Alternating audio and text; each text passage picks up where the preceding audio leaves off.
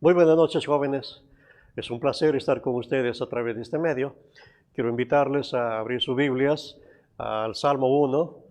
Eh, Vamos a hablar acerca de la bienaventuranza de este salmo. Lo tienen también ahí en pantalla. Voy a leerlo. Dice así: Bienaventurado el varón que no anduvo en consejo de malos, ni estuvo en camino de pecadores, ni en silla de escarnecedores se ha sentado, sino que en la ley de Jehová está su delicia, y en su ley medita de día y de noche. Será como árbol plantado junto a corrientes de aguas, que da su fruto en su tiempo y su hoja no cae, y todo lo que hace prosperará. No así los malos, que son como el tamo que arrebata el viento. Por tanto, no se levantarán los malos en el juicio, ni los pecadores en la congregación de los justos. Porque Jehová conoce el camino de los justos, mas la senda de los malos perecerá. Un viajero decía una vez, un marinero, perdón, decía una vez a un grupo de hombres de su tripulación: durante mis 40 años, los años de experiencia que tenía, durante mis 40 años nunca he visto un barco navegar sin rumbo. Y todos se miraban y se reían y decían: qué locura, nunca puede haber un barco que pueda navegar sin rumbo. Pero en verdad esa es la tragedia de millones de personas, hombres, mujeres, y ahí están muchos millones de jóvenes incluidos. Barcos humanos que navegan por la vida sin rumbo, se dejan llevar por la marea, por la corriente, de un lado a otro. No tienen norte, no tienen itinerario. Es una tragedia. El Salmo 1 nos presenta aquí algunos principios que vale la pena analizarlos, recordarlos, examinar los escondrijos de nuestra vida y ver cómo aplicamos esos principios, porque son tan útiles. A pesar de tantos miles de años que han pasado, tienen una enseñanza tan fresca, moderna y aplicable a nuestra vida. ¿Me siguen, por favor? Al final vamos a terminar con un acróstico. Hay el versículo 2, hay lo que podríamos llamar los motivos de la vida. ¿Qué es lo que motiva al joven a hacer lo que hace?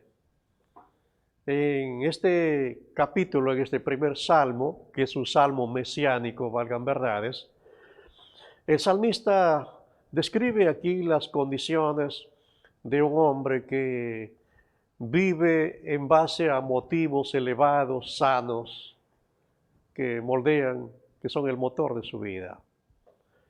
Y el primero de ellos es que se deleita en la ley de Dios.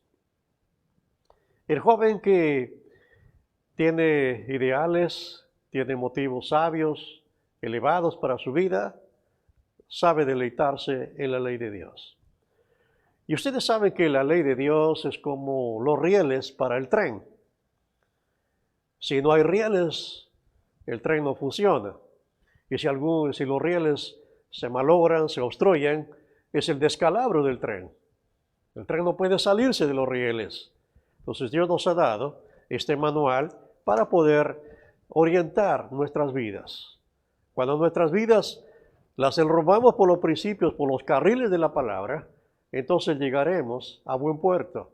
Caso contrario, si nos salimos de los carriles de la palabra, es como sacar tu carro del carril y te vas a estrellar, te vas a matar, vas a matar a otras personas, va a ser una catástrofe, ¿no?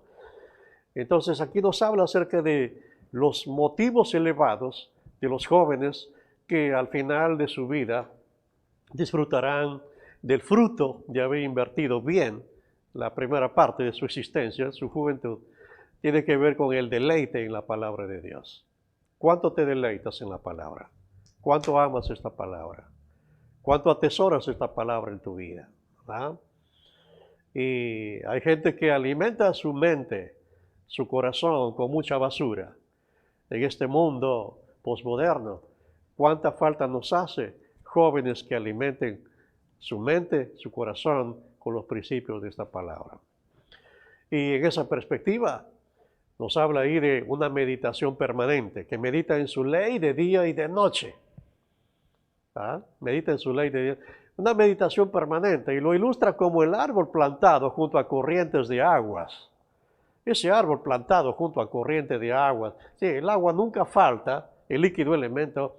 Por lo tanto, siempre hay humedad, hay nutrientes que trae el agua, y el árbol se mantiene siempre vivo, fresco, floreciente y fructifica permanentemente, porque está plantado junto a corrientes de agua.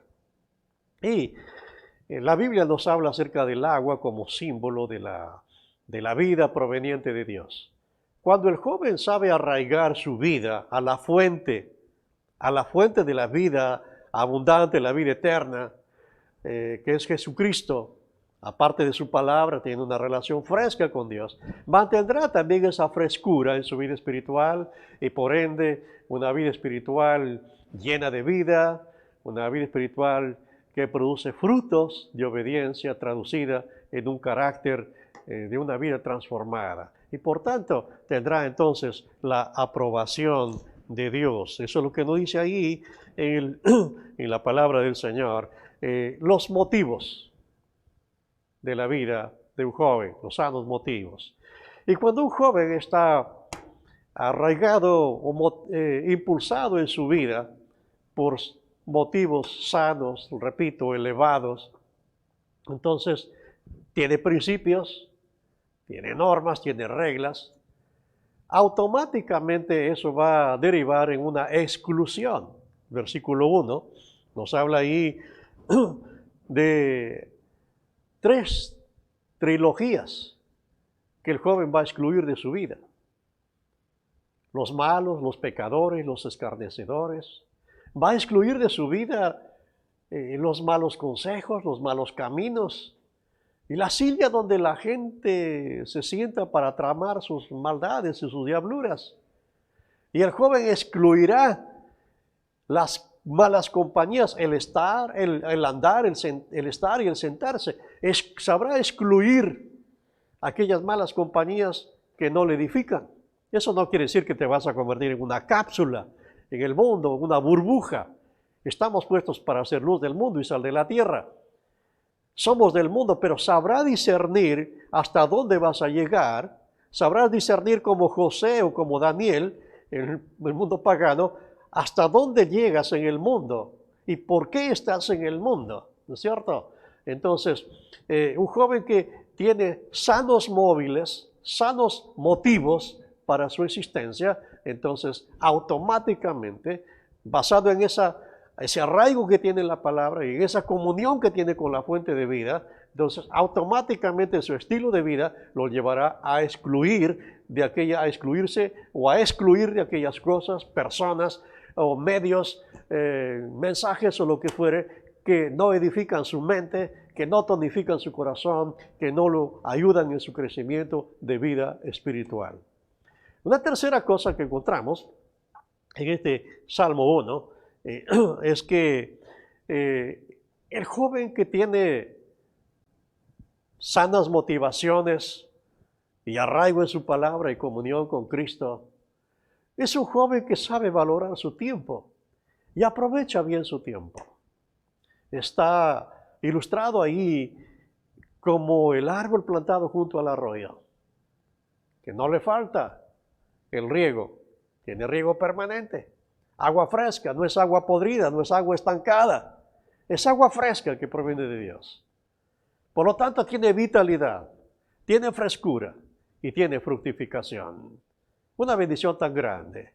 El gran problema es que muchos jóvenes, como dijera Napoleón, la gran tragedia de muchos jóvenes es que se ocupan en hacer desgraciada la primera parte de su vida y el resto viene ya como ley de la gravedad. Hay jóvenes que no piensan que un día se harán viejos, piensan que la juventud es eterna. Entonces, qué bueno es que aproveches tu tiempo ahora. Y si aprovechas tu tiempo bien ahora, más tarde no lamentarás consecuencias.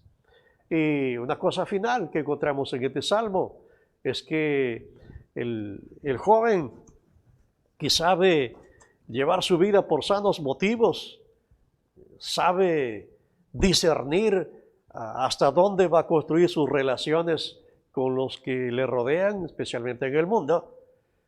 Sabe excluir aquellas cosas que no le edifican, sabe valorar su tiempo, entonces va a tener al final una vida liberada de angustias. ¿Por qué? Porque la gente que no conoce a Dios, la gente que tiene otro rumbo, dice la escritura allí, los versículos 4 y 5, presenta aquel cuadro, dice que los malos no tienen estabilidad. Es una vida de incertidumbre. Hay cuánta gente que llega a su vida llena de incertidumbre, llena de inestabilidad, y tiene que sufrir al final la separación de los hijos de Dios, la separación eterna de la comunión con Dios, y entonces vive una permanente angustia, lo que se llama la crisis existencial aquí en el mundo, resultado de haber malgastado su vida al principio, resultado de haber sembrado su propia tristeza al principio, al final cosecha lo que ha sembrado: tristeza, angustia, dolor, frustración, aburrimiento, y entonces vive esa situación de angustia. Pero eso no es todo. Cuando Cristo venga y reúna a los suyos por la eternidad, estos disfrutarán de la comunión eterna ininterrumpida con el Señor, pero los otros que no participaron de esto estarán excluidos para siempre, y entonces vivirán una permanente y eterna angustia. Querido hermano, aquí tienes el acróstico. ¿Cuál es tu meta? La Biblia no dice que somos llamados para ser semejantes a Cristo, y somos llamados para ser discípulos y hacer discípulos semejantes a Cristo y las naciones. Queridos jóvenes, pongan su mirada en Cristo Jesús, guíense por los carriles de la palabra del Señor, valoren su tiempo, exclúyanse de aquellas cosas, personas que no les ayudan, que no les edifican, y ahórrense una vida de angustia. Un abrazo, que Dios les bendiga.